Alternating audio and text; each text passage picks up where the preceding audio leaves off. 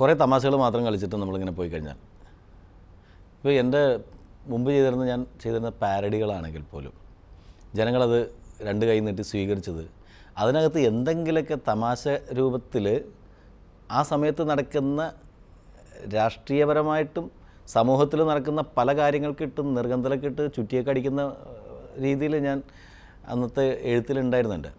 Parody, തമാശ. ശരിക്ക് cinema ചെയ്തപ്പോഴും തമാശയായിട്ട് തുടങ്ങുന്നൊരു സിനിമയിൽ എന്തെങ്കിലും അതിന് നമ്മളുടേതായ സിഗ്നേച്ചർ വേണം എന്നുള്ളൊരു തീരുമാനം.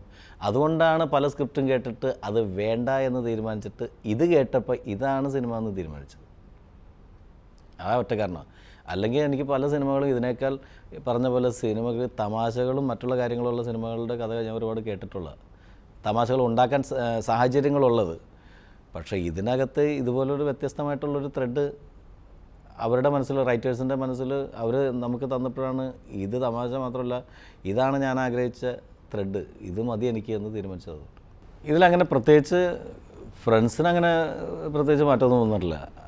അവർ പറഞ്ഞത് നിന്നിൽ നിന്ന് സിനിമ പ്രതീക്ഷിച്ചു, നീ നന്നായിട്ട് ചെയ്യുമെന്നറിയാം, പക്ഷേ ഇങ്ങനെ ഞെട്ടിച്ചളയെന്ന് വിചാരിച്ചില്ല എന്ന് പറഞ്ഞ് അത് ആ ഒരു വാക്കാണ് പറഞ്ഞത്. നീ ഞെട്ടിച്ചളഞ്ഞല്ലടാ, നീ ശരിക്ക് ഭയങ്കരമായിട്ട്.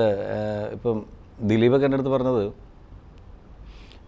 ഇത്രയും വർഷമായിട്ട് നീ സിനിമ ഡയറക്റ്റ് ചെയ്തിട്ടില്ലെങ്കിലും അസിസ്റ്റ് ചെയ്തിട്ടില്ലെങ്കിലും നിൻ്റെ മേക്കിങ്ങിൽ ഒരു എന്താ പറയുക, തമിഴ് പടവും കാര്യങ്ങളൊക്കെ ചെയ്ത ഒരു ഡയറക്ടറുടെ എക്സ്പീരിയൻസ് എനിക്ക് വളരെ സന്തോഷം തോന്നി. കാരണം വെച്ചിട്ടുണ്ടെങ്കിൽ ആ സ്പീഡിൻ്റെയാണത്.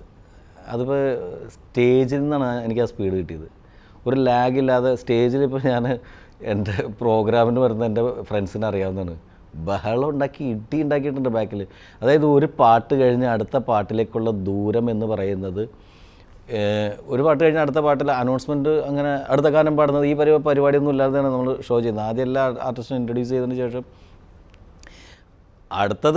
അടുത്ത ഗായകൻ റെഡി ആയിരിക്കണം, അടുത്ത ഓർക്കസ്ട്രക്ക് മറ്റേ കീബോർഡിസ്റ്റും എല്ലാം, മറ്റേ പാട്ടുകാരൻ ഇറങ്ങുന്നതിന് മുമ്പ് അടുത്ത പാട്ടിൻ്റെ മ്യൂസിക് തുടങ്ങിയിരിക്കണം, ഇയാൾ കയറിയിരിക്കണം, അവിടെ ബുക്ക് തപ്പി നടക്കരുത്. ഇതൊക്കെ സ്ട്രിക്റ്റായിട്ട് പോകുന്ന ഒരാളെ ഭയങ്കര അക്കാര്യത്തിൽ ഞാൻ പറയാറുണ്ട്. പലപ്പോഴും സ്റ്റേജ് ഷോന് പോകുമ്പോൾ 2.5 മണിക്കൂർ ഷോ ചെയ്യാൻ ഏറ്റവും അത്യാവശ്യം ഒരു ബാനറുള്ള ഒരു ആർട്ടിസ്റ്റ് 2.5 മണിക്കൂറിന് അവൻ മിനിമം 25,000 രൂപ മേടിക്കുന്ന ഒരുത്തനാണെന്ന് വെച്ചു.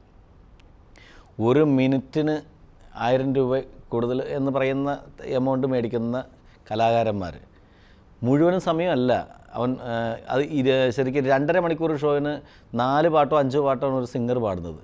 അതിന് കൂടി ഒന്ന് 20 മിനിറ്റ് മതി. 5 പാട്ടിന് 25 മിനിറ്റ് വർക്ക് ചെയ്യാനായിട്ട് 25,000 രൂപ കൂടുതൽ, അല്ലെങ്കിൽ 2.5 ലക്ഷം രൂപ വരെ മേടിക്കുന്ന സിംഗേഴ്സുണ്ട് ഇവിടെ നമ്മുടെ.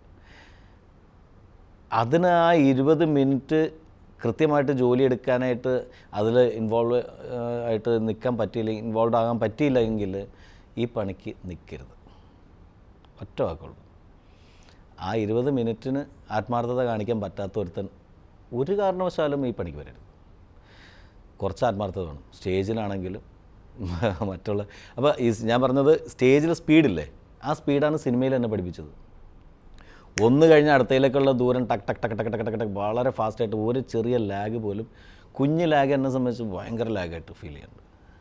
അതില്ലാതിരിക്കാൻ വേണ്ടി ശ്രമിച്ചിട്ടുണ്ട്. അതായിരിക്കാം ഈ സിനിമയുടെ എല്ലാവരും കണ്ടപ്പോൾ പറഞ്ഞത് ഭയങ്കര നല്ല ഫാസ്റ്റാണ്, നല്ല ടെമ്പോ ഉള്ള സിനിമ എന്ന് പറഞ്ഞത്. ഞാൻ സ്റ്റേജിന് വേണ്ടി പണിയെടുക്കുന്നത്, അല്ലെങ്കിൽ ഇതുവരെ ഞാൻ ജോലി ചെയ്തിരുന്നത് ഒരു ഓഡിയോ കാസറ്റിന് വേണ്ടിയിട്ട്, അല്ലെങ്കിൽ ഒരു വീഡിയോ കാസറ്റിന് വേണ്ടി 1 മാസക്കാലത്തെ ജോലി എനിക്കുണ്ടായിട്ടുള്ളൂ. അതിന് പ്രീവിയസ് ആയിട്ട് ഒരു ഗൾഫ് ഷോ, ഒരു അമേരിക്കൻ ഷോ പോവുകയാണെങ്കിൽ 1 മാസം മുമ്പ് ഉള്ള പരിപാടിയാണ് ആസൂത്രണം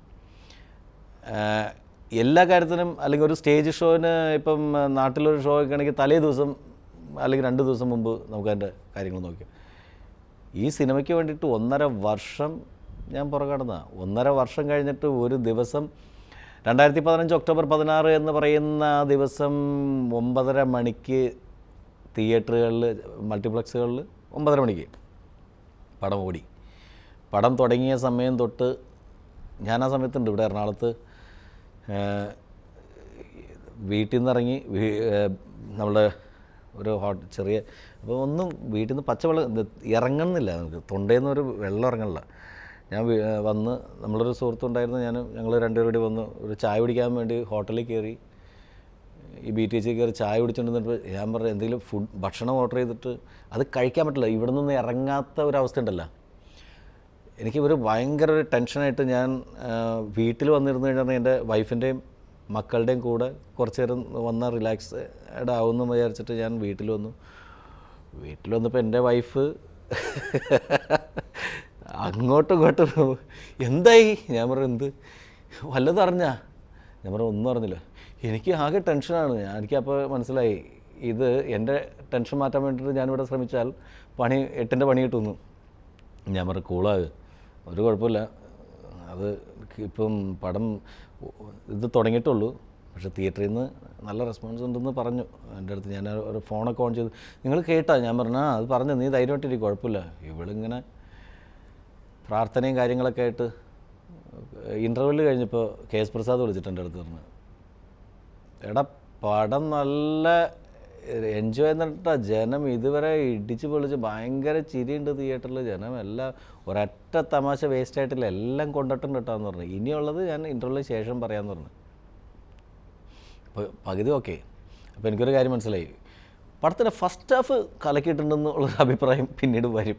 ഇനി സെക്കൻഡ് ഹാഫാണ്, സെക്കൻഡ് ഹാഫിന് വേണ്ടിയിട്ട് വെയിറ്റ് ചെയ്ത് പടം കഴിഞ്ഞപ്പോൾ പിന്നെ ചറപറ മെസ്സേജ് കോള്. ആ സമയത്ത് ശരിക്കും പറഞ്ഞാൽ ആത്മാർത്ഥമായിട്ട് പറഞ്ഞാൽ ഞാൻ ശരിക്കും പൊട്ടിക്കരയാന്ന് പറയുന്ന സംഭവമുണ്ട്. ഞാൻ കരഞ്ഞു, എൻ്റെ ഭാര്യ കരഞ്ഞു, ഞങ്ങൾ രണ്ടുപേരും കരയണം കണ്ടിട്ട് എൻ്റെ മോള് കരഞ്ഞു. എൻ്റെ മൂത്ത മോള് മാത്രമേ കൂടെ ഉണ്ടായിരുന്നുള്ളൂ, ചെറിയ ആളുണ്ടായിരുന്നില്ല.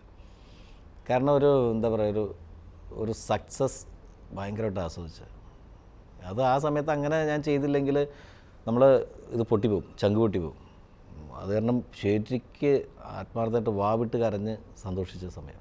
വെറുതെ പറയുന്നതാണ്, കാരണം ഒരു പടം ഹിറ്റായി കഴിയുമ്പോൾ തന്നെ അത് ഞാനെല്ലാമായി, എനിക്ക് ഇനി എന്തും ചെയ്യാം, അങ്ങനെ ഒരു ധാരണയില്ല. കാരണം വെച്ചാൽ അടുത്ത പടം മര്യാദയ്ക്ക് ചെയ്തില്ലെങ്കിൽ ഈ പറഞ്ഞ സംഭവമൊക്കെ നേരെ തിരിയും. അതറിയാവുന്ന ശരിക്കറിയാവുന്ന ആളാണ് ഞാൻ. അപ്പോൾ അതിൻ്റെ പേരിൽ ഇപ്പോൾ സക്സസ്സായ ഈ സിനിമയുടെ എലമെൻറ്റ് അത് തമിഴിൽ ചെയ്യുന്നുണ്ട്. തമിഴിൽ ഞാൻ തന്നെ ഡയറക്റ്റ് ചെയ്യുന്നത്, ആർട്ടിസ്റ്റുകൾ മാറ്റം ഉണ്ടാവും. പിന്നെ നമ്മുടെ ടെക്നീഷ്യൻസ് മിക്കവാറും എനിക്ക് തോന്നുന്നു നമ്മുടെ സുജിത് വാസുദേവാണ് ക്യാമറ.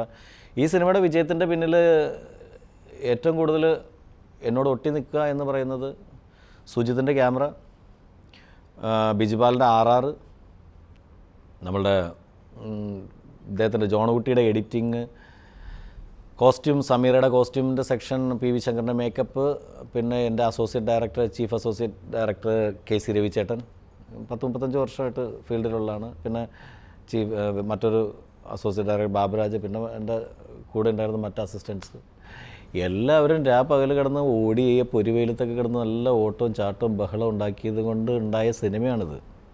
ഈ സിനിമ നാദർഷ മാത്രം അവകാശപ്പെടുന്നില്ല, എൻ്റെ എല്ലാ സഹപ്രവർത്തകരുടെയും എന്താ പറയുക ആത്മാർത്ഥമായിട്ടുള്ള ഒരു കൂട്ടായ്മയുടെ വിജയമാണ് ഈ സിനിമ. അതല്ലായിരുന്നെങ്കിൽ ഞാൻ മാത്രം വീട്ടിൽ നിന്ന് ഇറങ്ങി പുറപ്പെട്ട് ഇങ്ങനൊരു സിനിമ ഉണ്ടാക്കാൻ തീരുമാനിച്ചെങ്കിൽ ഒരിക്കലും അമർ അക്ബർ അന്തോണി ഈ വിജയം കാണില്ലായിരുന്നു.